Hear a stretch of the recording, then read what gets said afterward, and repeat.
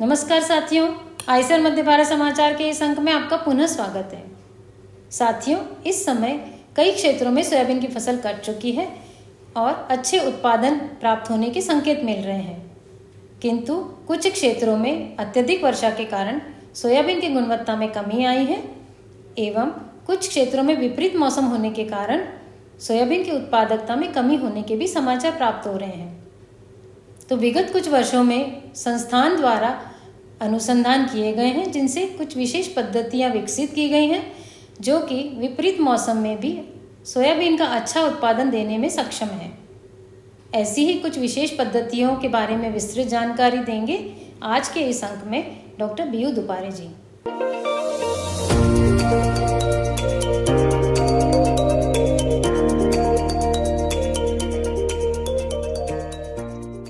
नमस्कार किसान भाइयों, आज के इस विशेष वीडियो में मैं आपको बताऊंगा कि विपरीत मौसम में सोयाबीन की फसल में होने वाले नुकसान को हम किस प्रकार से बचा सकते हैं। ऐसी कौन कौन सी पद्धतियाँ या तकनीकी है जो भारतीय सोयाबीन अनुसंधान संस्थान द्वारा विकसित की गई है, उसके बारे में हम विशेष रूप से जानेंगे।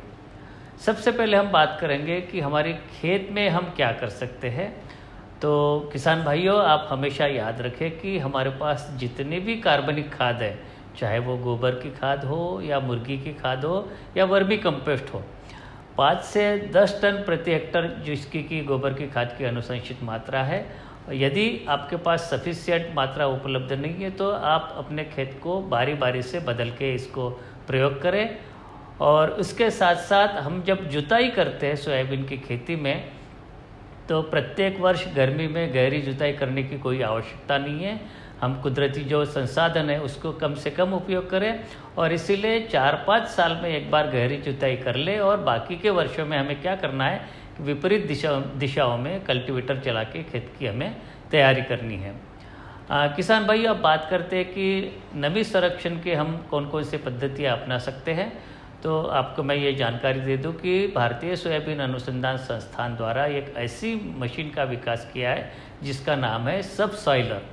ये ऐसी मशीन है, काफ़ी गहराई तक ज़मीन के अंदर जाती है। जब खेत की तैयारी आप करते हैं उस समय पे 10 मीटर के अंतराल पे आप आड़े और खड़ी दिशा में इसको चलाएं, जिससे कि हमारी जो वर्षा का जल है वो अधिक गहराई तक हमारे खेत में जाता है और सूखे की स्थिति में हमारी फसल को बचाता है। इसी प्रकार दूसरी जो 2 मशीनें हमने विकसित की है, पहली मशीन है BBF सीड ड्रिल और दूसरी मशीन है फर्प सीड ड्रिल। अब इसको ऐसे देखें कि हमें पद्धतियों में बदलाव करना है।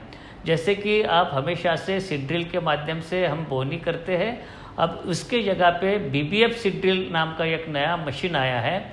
इससे क्या होता है कि बोनी के साथ साथ दोनों साइड में गहरी नालियाँ बनते हुई जाती है, जो कि पानी की निकास के लिए या जल संचयन के काम का उपयोग होता है। इसी प्रकार दूसरी जो सीड ड्रिल है जिसको कि रिच फरो फर्प सीड ड्रिल कहते हैं, तो प्रत्येक कतारों के बाद में एक नाली बनते हुए जाती है जो कि ड्रेनेज और जल संचयन का काम करती है। यदि ये मशीनें आपके पास नहीं है तो किसान भाइयों, डरने की कोई बात नहीं है। हमें ये करना है कि आप निश्चित अंतराल पे सुविधा के अनुसार 3, 6 या 9 कतारों के बाद में देसी हल चला के अपने खेत में नालियाँ बना लें, उससे भी यही फायदा होगा। अब बात करते कि हमें कौन कौन सी किस्में अपनानी चाहिए। किसान भाइयों, हमेशा ये ध्यान रखें कि एक ही वैरायटी के ऊपर निर्भर ना रहे।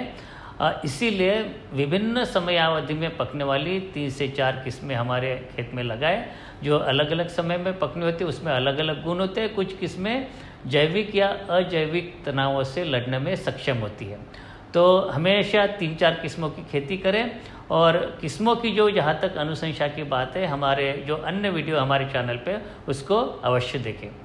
किसान भाइयों, जब सूखा होता है तो उस समय पे हमें क्या करना चाहिए। हमें सबसे पहले ये करना चाहिए कि इंतज़ार नहीं करते हुए, अगर आपके पास सिंचाई की सुविधा है तो तुरंत दरारें खेत में पड़ने से पहले ही उसकी सिंचाई का प्रयोग कर ले। उसके साथ साथ अन्य जो अंत सस्य कर्षण क्रियाएँ हैं, जैसे कि डोरा या कुल्पा चलाना या खरपतवारों से मल्चिंग का प्रयोग, ये भी आप कर सकते हैं।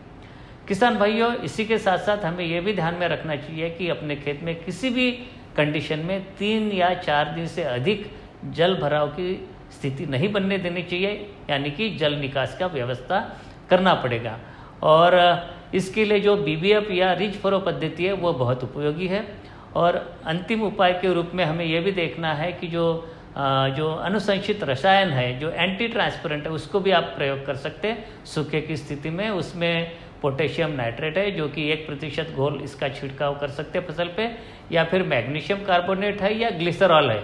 इन दोनों में से किसी एक का 5% घोल बना के अपने खेत में छिड़काव कर सकते हैं। इसके साथ साथ एक और अन्य उपाय है कि अपने खेत में सूखे की स्थिति से निपटने के लिए जो भूसे का प्रयोग आप कर सकते हैं 5 टन प्रति हेक्टेयर के हिसाब से, चाहे वो गेहूं का भूसा हो या चने का भूसा हो। इससे नमी क्षरण कम होगी।